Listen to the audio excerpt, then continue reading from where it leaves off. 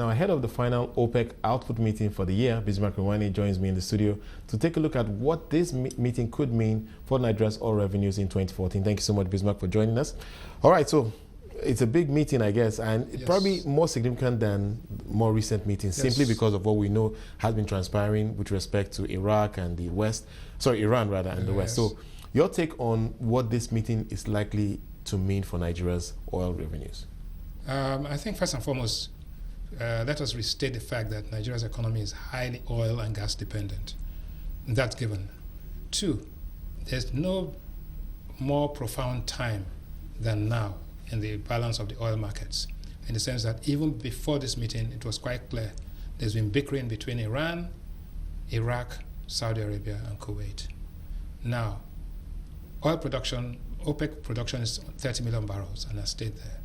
The question is that because of increased production from Iran, potential increased production from Iran, we're looking at about 2 to 3 million extra barrels a day coming on. If this was to happen,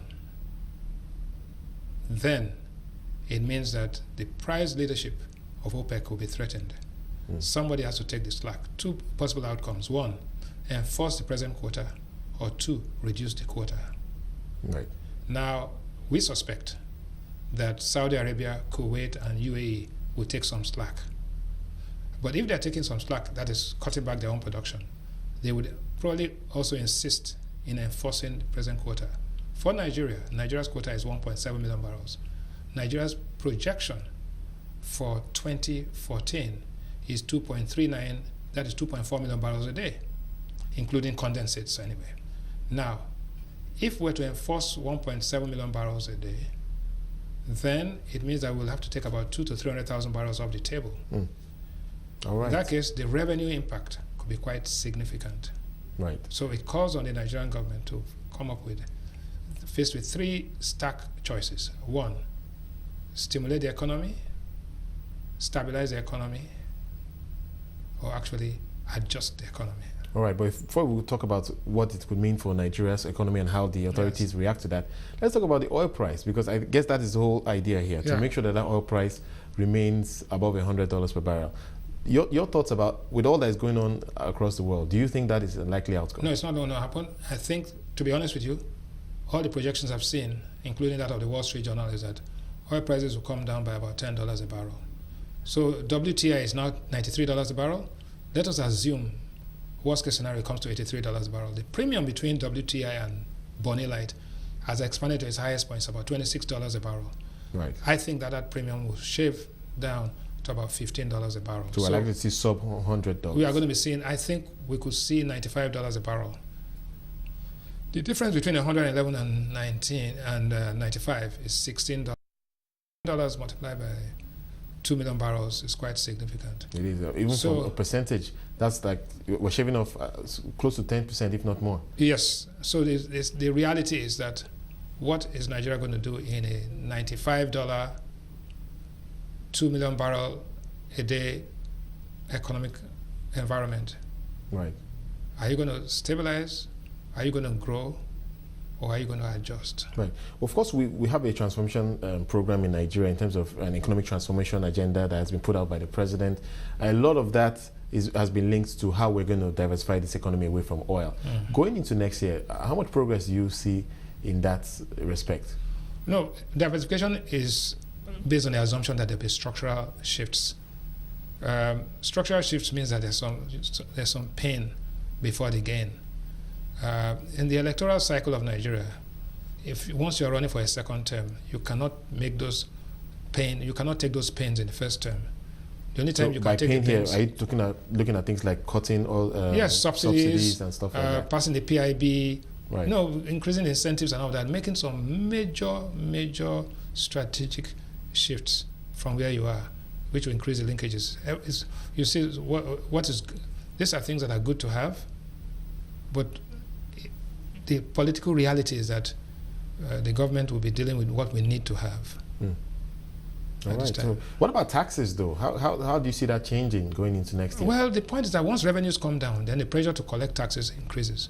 So the unwritten pact between the Nigerian people and the Nigerian government is that don't ask me for taxes and I won't ask you for what you do with the money. But once you start asking for taxes, then people ask, what are you doing with the money? That enforces the social contract between the people and the governed, and the government. Right. Okay, so yes, McKinsey is coming in to overhaul our tax system, which is good. Taxes are not just for revenue, but that taxes are efficient tools for economic management, based on the assumption that the money that is collected as tax is efficiently deployed and employed with integrity. Right. Well, if we go back to the oil discussion, we know this year it has been, the headlines have said it all. We've continued to see impacts on oil revenues, links to the vandalism, oil thefts, etc. Do you get a sense that the government is gradually coming to grips with that challenge and winning the battle there? Because what I've heard is that over the last month or so, we've seen our production actually come up a little bit. Well, I'm not so sure. Part of it, you see, there's lack of will to clamp down and crush this whole oil theft thing. And I think that, yes, the government cannot accept that bunkering, vandalism, oil theft is a way of life in Nigeria. I don't think that is possible. So there must be a solution to that. But the government is fighting so many fronts. But if there's one priority that the government cannot afford to lose sight of, it is managing the oil production process. So all hands have to be on deck to ensure that, in fact, oil theft is a greater threat to national security than even Boko Haram. Right. You talked about politics Yes. going into next year, and I want to hear your thoughts on how this impacts the whole oil discussion. Of course, you mentioned the PIB. That's something that's been stuck in Parliament for the best part of the last 4 years. How do you see things changing for the oil economy in Nigeria ahead of those elections? Nothing will change in the oil economy. The only thing that will happen is that there'll be a clamp down on vandalism and all of that, and the government will try to ensure that the revenues stay on line. Every other thing will be post-election. And what could all this mean for the monetary authorities? How do we adjust to this? Because I do recall that there are concerns about spending going into an election year, but if we're talking about pressure on revenues, will we have the revenues to spend? Well, if the revenues decline, you have two options. You borrow or you defer the expenditure. So I think that what we are going to see is some borrowing because expenditure has to increase. Okay, there'll be some borrowing. That has an impact on the bond market, of course. Yes, the debt service budget goes up. But Nigeria, basically, at this point, is still underborrowed. So we can afford some borrowing. But it's not the borrowing that is the issue. The point is that you are borrowing to pay for recurrent expenditure and consumption, which is a dangerous thing. So after the elections, what we call the morning after effect, after election, then we are confronted with a major issue. The adjustment post-election Nigeria is going to be very, very significant. If the scenario plays out and we do see that pressure on oil revenues, how do you think the monetary authorities are likely to respond to this? They will have to adjust. Adjust, and what does that mean? The adjustment is that I suspect that if the oil prices go below $100, our production stays the way it is, we are likely to see a depreciation of the currency. And does that imply a hike in rates? Because we've seen that the MPC has been really set out to make sure that Naira stays as stable as possible. There's a tightening cycle that is going to come in January. I can almost go to bed assured that we would have a tightening cycle. So we should be ready for that. We should be ready for that. In addition to that, so you're going to have a double whammy. You're going to have a tightening cycle and a depreciation of the currency. Not a devaluation of the currency, a depreciation of the currency. Right. Not significant enough to shatter the economy, but it's going to be significant enough to alter the consumption patterns and behavior of Nigeria. I think a lot of people listening to this interview will say, wow, next year is going to be pretty tough for this economy. But on the flip side, we have seen some forecasts that the GDP is likely to increase next year. Do you think that, given all we've just discussed, that you think that GDP GDP will increase. Is likely to GDP will increase, but GDP increase is an increase in output and services. That does not mean that your revenue can increase. Your revenue may not increase, while your GDP will increase, right? So, depends on your stability of the economy will depend on how the oil revenues and what happens to the external balance. So you will have internal balance, but you will have external imbalances in the Nigerian economy because of its dependence on oil. And there's hardly anything anybody can do. All you have to do when there are external imbalances is to adjust. that adjustment, both monetary, fiscal, structural, and more than anything else, mental, to accept that things are not the same anymore. Right.